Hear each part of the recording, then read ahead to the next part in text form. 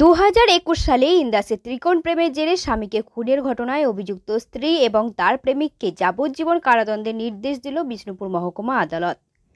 2021 সালে 1 মে রাতের বেলায় ইন্দাস থানার ত্রিসালনে নিমাই দুলের মৃতদেহ উদ্ধার করে ইন্দাস থানার পুলিশ।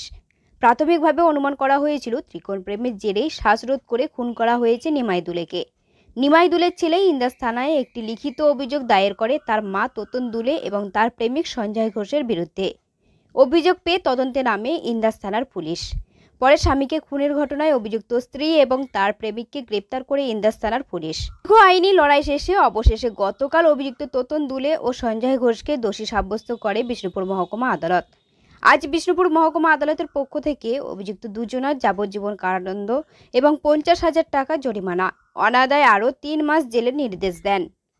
আজকে মহামান্য আদালত কি রায়?